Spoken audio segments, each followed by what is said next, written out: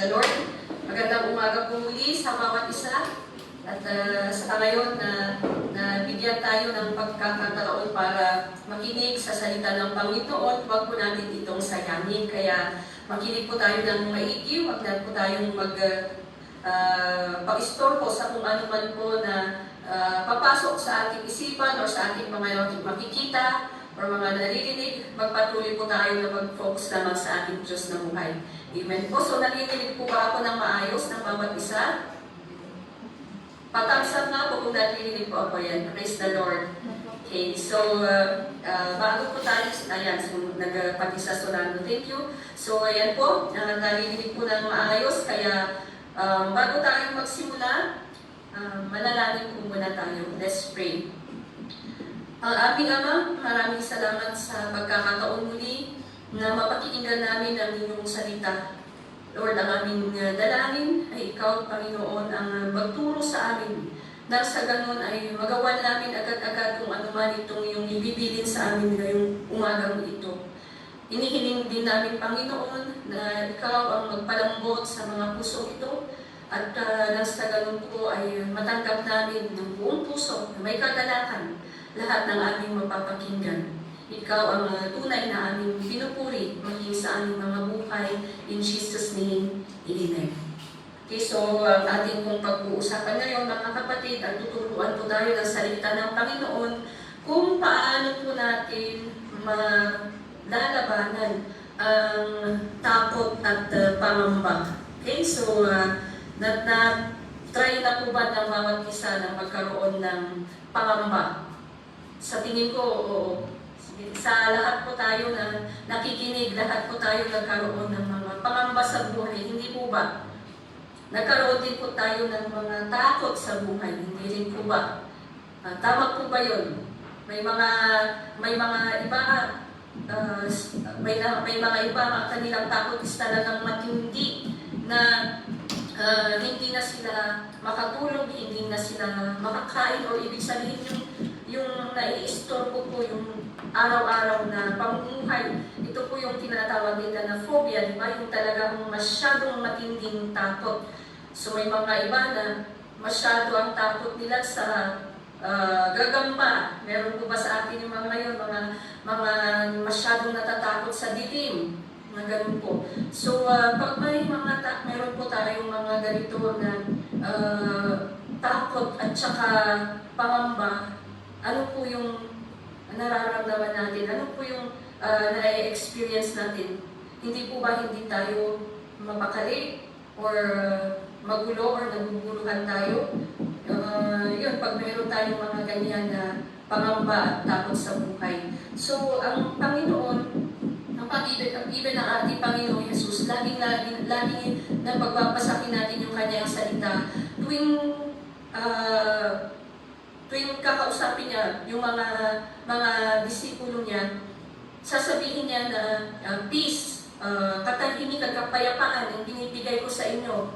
Hindi po ba? So yan ang gusto niya sa buhay natin, yung payapa, yung hindi tayo naguguluhan, yung hindi tayo na babaliksa. Yun po yung disenyo ng Panginoon sa buhay ng bawat isa na nananampalataya sa Kanya. So, sino pong ayaw ng gano'n? Hindi po ba lahat tayo gusto natin ng gano'n na tahimik yung buhay natin, yung hindi magulo yung isipan, hindi magulo yung damdamin, na to the point na hindi na natin magawa yung pang-araw-araw natin na kailangan ginagawa. So, yan, paano po natin yan? Paano natin malalagpasan ang itong mga ganito na pag dumarating ang takot o yung mga worries natin sa buhay. So, walang ibang makakasagot niyan kundi ang salita ng Panginoon. Kaya unahin natin po dito sa book ng Psalm chapter 42 verse 5. Dito nakikita natin ang isang parang panalangin or yun nga na panaghoy, ano ba ito sa Tagalog? Ito sa English babasahin natin. Why my soul are you downcast? Bakit aking kaluluwa, ikaw ay malungkot or ikaw ay down? Why so stirred within me? Bakit ka naguguluhan sa loob ko? Bakit ka nababalisa o nababagabag?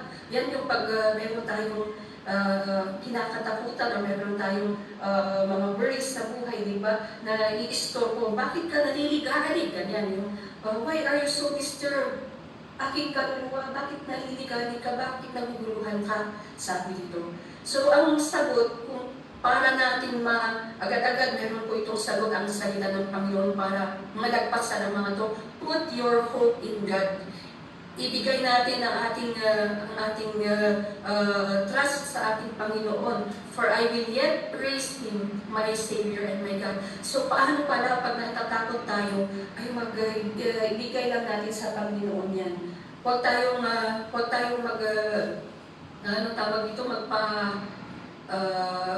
hindi dapat yung takot at yung worry, yung mananaig sa atin, yung mas malakas, mas malaki ang ating Diyos, kaya sa Kanya natin ito ibigay. So, iba-iba po tayo ng level ng takot. Iba-iba din po tayo ng level ng mga pangamba sa buhay. Pero lahat tayo na nakaka-experience ng mga ito ang sabi ng salita ng Panginoon na ibigay natin ang ating ibigay natin lahat ito sa ating Diyos at magtiwala tayo sa Kanya na hindi ito panghabang buhay. Yun yung hope, yung hope na pansamantala lang, hindi ito habang buhay na ganito. Yan. So, even doon sa Exodus chapter 20, verse 20, si Moses naman po yung nakikipag-usap dito sa mga Israelita.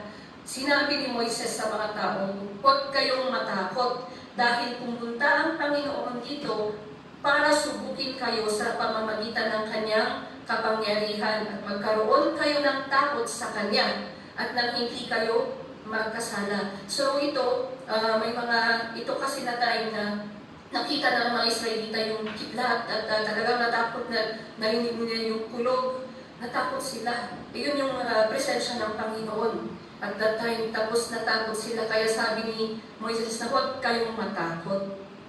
So ang takot na sinabi dito is yung takot sa Diyos. Hindi yung takot na yung terror or yung talagang hindi magandang uri ng takot. Yung tumayo, sabi ko nga na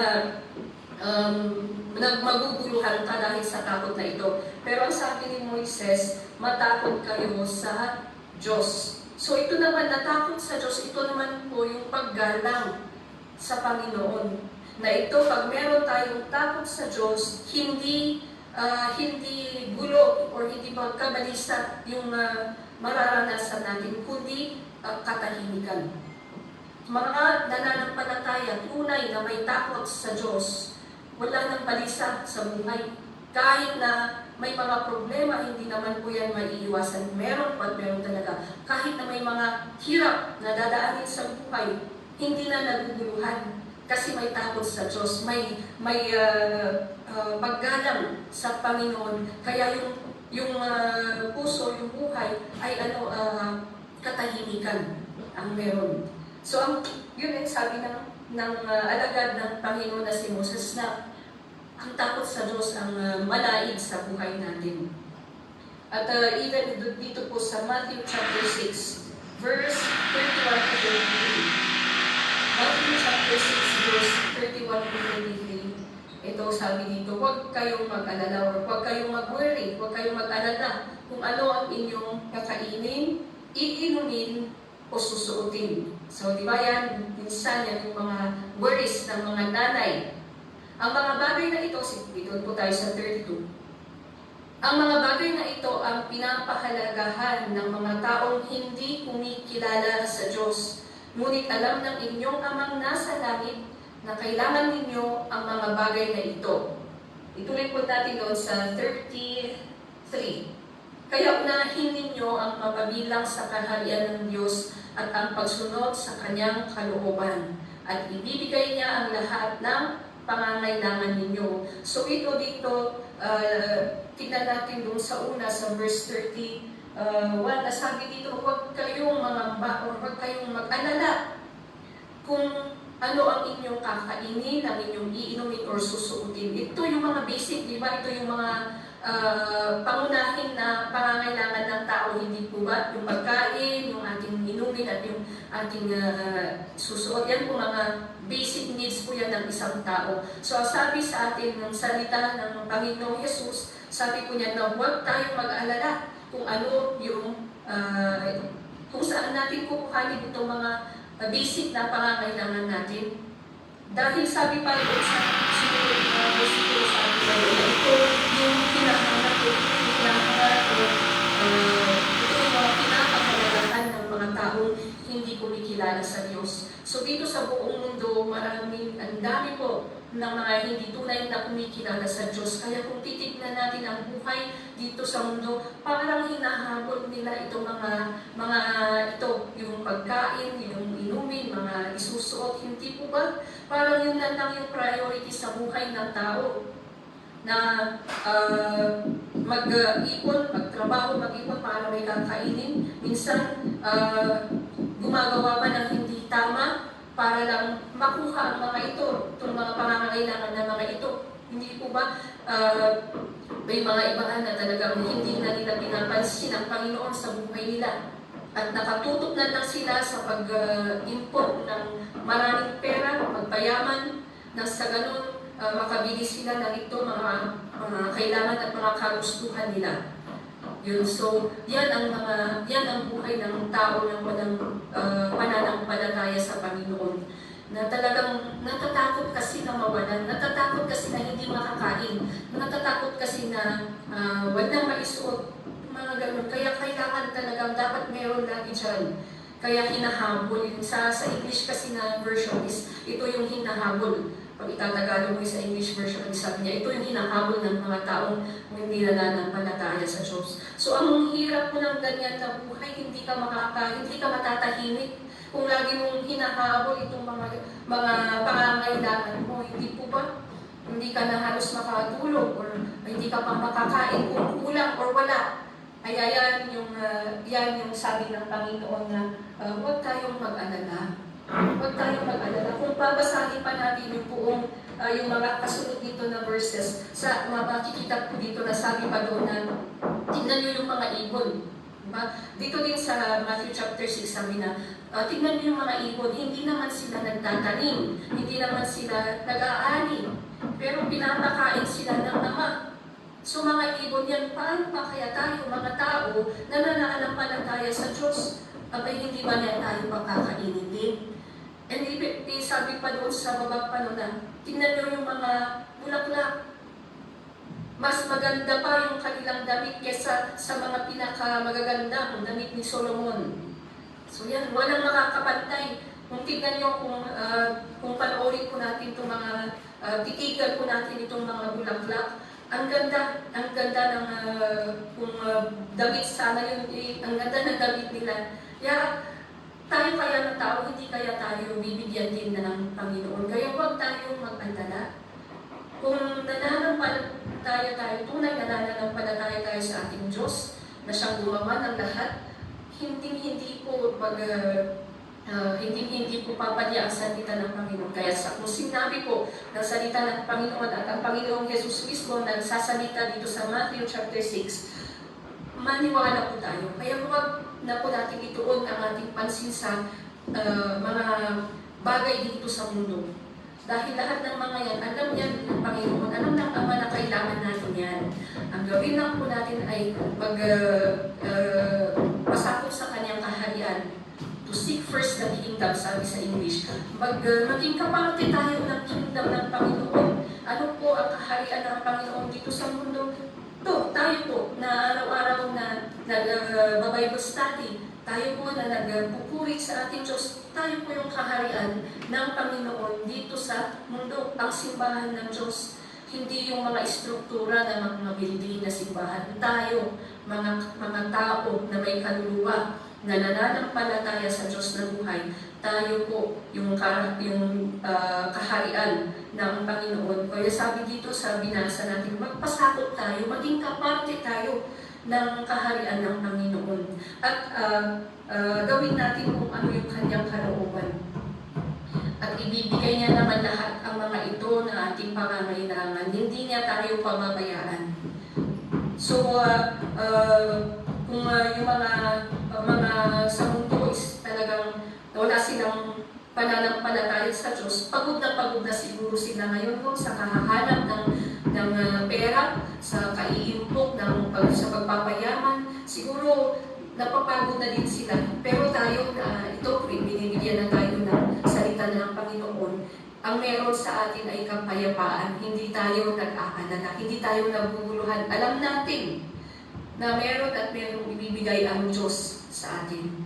So para sa inyo mga kapatid, siguro nag-aalala din kayo, hindi nyo nakikita mga pamilya ninyo, ano na kayang kinakain nila, kumusta na kaya sila, yung mga ganun. Ngayon po na napapakinggan po natin ng salita ng Panginoon, huwag kayong mag-alala. Alam ng Diyos na kailangan ng pamilya nyo ito. Ang gawin lang ninyo ay magpasakop kayo sa Kanyang kaharian at gawin ninyo ang kalooban ng Diyos. Kung saan kayo naroon, Diyos, alam na kita na ang pangangailangan ng Panginoon. Siya na yung magbibigay. So yan po kaya, hindi po tayo dapat na nagpapatalo sa pagkakaisa sa Panginoon. Hindi mo sa talaga ng Panginoon sa akin na huwag tayong mag-alala. Alam ng Panginoon, kailangan natin yan. Kailangan ng Panginoon na basta at nagpapasakot tayo sa Kanyang kaharian. Nagiging part tayo ng Kanyang kaharian. Ngayon, baka sabihin nyo, hindi naman po kami makalabas dito para gawin yung trabaho ng Panginoon, para i-share yung Kanyang salita. Meron naman po dyan naman po kayo pag-usapan nyo sa sarili ninyo, pag kayo ay nagkwekwentuhan, pag-usapan nyo yung kabutihan ng Diyos sa buhay nyo, i-review ninyo itong ating pinag-aaralan ngayong umaga ito. Magbigay kayo ng mga examples, mga ganyan. Pag-usapan natin ang salita ng Panginoon. At kung may mga kasamahan tayo na may mga pangangailangan sa panalangin, magtulungan kayo. Magtulungan kayo. Yan na yung prayer meeting ninyo, di ba? Yung gawin natin na maging part tayo sa kung ano yung ginagawa sa kaharian ng Panginoon. Ano ba yun? Nag-aaral ng salita niya, nagpupuri sa Kanya, at nagdadasal. Yung mini-maintain yung connection sa ating Diyos na buhay. So kaya po natin yung gawin kahit saan po tayo. Hindi po natin kailangan na pumunta sa isang simbahan o sa isang lugar para gawin ang mga ito. Kung saan man tayo naroroon. Dahil ang Espiritu ng Diyos ay it's everywhere. The presence of the Lord kahit saan nandyan. Kaya kahit saan po tayo naroroon, pwede po tayo maging part ng kingdom ng Panginoon. So yan, para hindi na tayo mag-alala, gawin natin ito na magpasakop tayo sa kaharian ng Diyos at gawin ang Kanyang kalooban. Ngayon, sabi naman po sa libro ng Isaiah, sa Book of Isaiah, chapter 26, verse 3, ito po ang isang panalangin na, Panginoon, bigyan niyo ng lubos na kapayapaan ang taong kayo lagi ang iniisip dahil nagtitiwala siya sa iyo. So, tignan nyo, lubos na kapayapaan po mga kapatid, ang experience natin or makukuha natin pag tayo ay laging iniisip natin ang Diyos, lagi tayong nagtitiwala sa Kanya. Dahil ito, panalangin ng isang propeta. At ito, nasasakop niya kahit tayo ngayon na nakabasa nito, na sabi niya, Panginoon, bigyan niyo ng kapayapaan yung taong tunay na nagtitiwala sa inyo. So yan, tingnan niyo mga kapatid, kahit yung panalangin, kahit na yung nagbitaw ng panalangin, nung siya ay nabubuhay pa, kasi ang propeta na si Isaiah, wala na siya dito sa mundo. Pero hanggang ngayon, yung panalangin niya, nasasakop pa tayo, no? Na pag tuwing tayo ay nagtitiwala, pag tayo ay lubos na nagtitiwala sa Diyos, ano yung may ibibigay sa atin? Katahimikan, kapayapaan.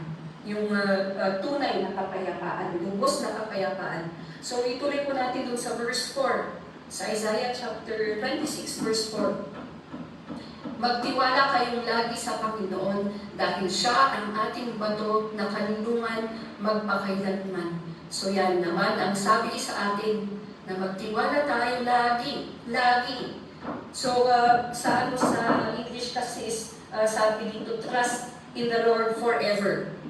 Habang buhay, magpakailanman, na dapat tayo ay magtiwala sa Kanya. Trust in the Lord forever, for the Lord Himself is the rock eternal. So hanggang nabubuhay po tayo, ay ito dapat ating ginagawa. Nagtitiwala tayo sa Diyos. Ano po ang ibig sabihin ng bato or rock na panghabang buhay? Hindi po ba't ang bato ay hindi na, yung mga bato hindi po yung mga maliliit. Yung bato talaga, kung dito po sa amin sa Benguet, yung isang bundok, bato po yung buong bundok na yun is bato. Ganun na klaseng bato na hindi magigiba kahit ilang pagyanig o ilang earthquakes na tumaan, hindi pa din nagigiba. Yung ganun po ang ating Diyos, hindi siya nagigiba. Kaya siya yung ating kanlungan, siya yung ating safe place, siya yung ating kuplihan.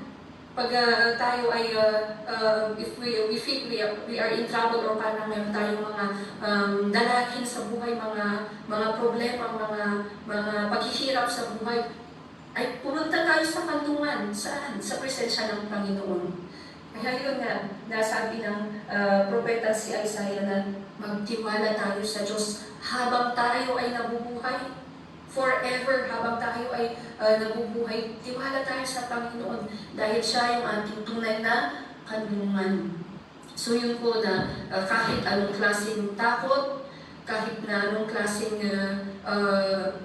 mga pag-aalala, di ba? Maalala nyo nung mga bata kayo na pag natatakot kayo, kanino kayo tumatakbo? Sa nanay, sa tatay, hindi po ba sa isang tao na ang feeling nyo ay safe kayo sa presensya niya? Hindi po ba? Lahat tayo dumaan tayo sa pagkabata. Tuwing may mga pagkakataon na matatakot tayo, lalo na pag yung talagang mga ano pa sa edad, yung ilang edad pa, ilang taon pa lang, is maraming takot ang isang bata. Sino ang unang tinatakbuhan? Ang kanyang magulang. Dahil ang kanyang magulang, ang kanyang kanlungan. Yung doon niya na naramdaman na siya ay safe. Walang makaka-istorbo sa kanya pag nandoon siya sa presensya ng kanyang magulang. Kaya doon siya tatakbo. Ganun din po sa ating Ama na nasa langit. Tuwing meron po yan mga dumadating na pangamba, may mga dumadating na takot sa ating buhay, magtiwala tayo sa ating Diyos. Tumakbo tayo sa kanyang presensya. Dahil siya ang ating kanlungan, siya ang ating hiding place. Pwede tayong magtago sa presensya ng Panginoon para maprotektahan tayo kung ano man yung mga magbubulo sa ating buhay. Kaya magtiwala po tayo. Ito po ang panghuli na words po natin na sabi sa ating propeta sa Book of Isaiah na magtiwala lang tayo sa Diyos. Tumakbo tayo sa presensya ng Panginoon dahil siya ang ating rock eternal or siya ang ating kanlungan magpakailanman. At hindi po talaga nagnimintis ang salita ng Diyos na ngayon. Napapakinggan po natin, gawin po natin, aksyonan po natin kung ano man itong ating mga napag-aaralan para ma-experience natin. Nagtotoo nga, tunay nga, na ito nga talaga ang salita ng Panginoon, nangyayari na sa buhay ko, at pag yan ay nangyayari na sa buhay mo, kapatid, ikwento mo sa iyong kaibigan, ikwento mo dyan sa kasama mo, nang sa ganun siya din, gawin din niya.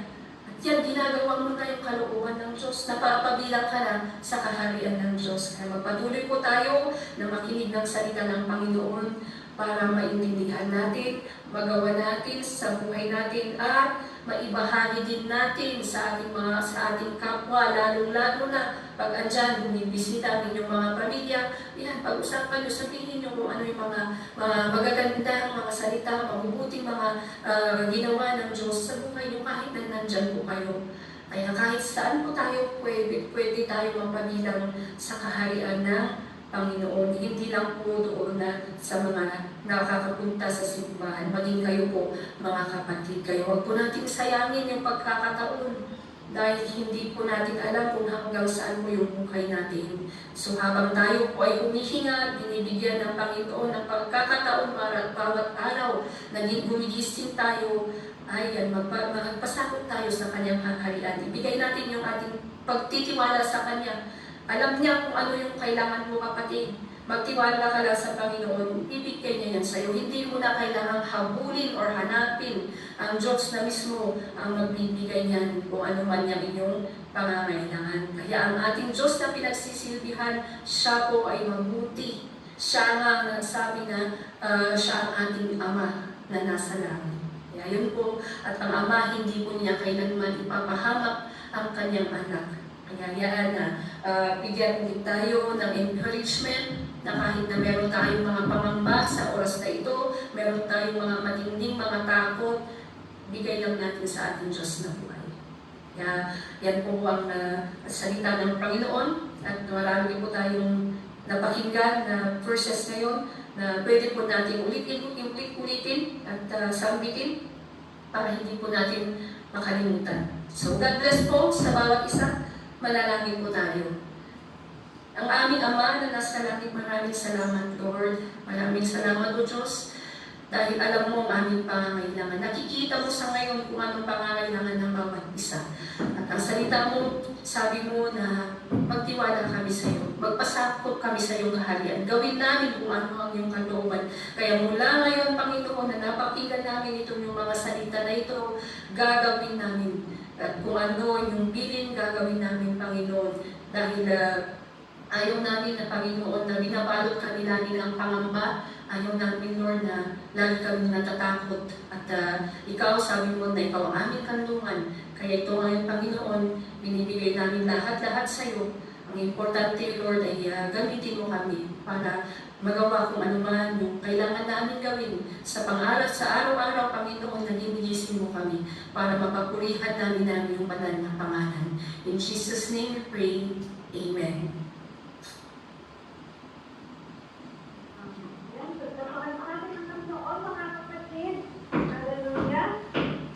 Maraming salamat po, Pastor Lucian. Isang napakagandang mensahe na naman na paalala po mga kalusutan. Sabi po natin ang ating po sa iniwala sa amin. Praise God. Magpapatuloy po tayo sa ating pong gamain at pagdamo na po tayo sa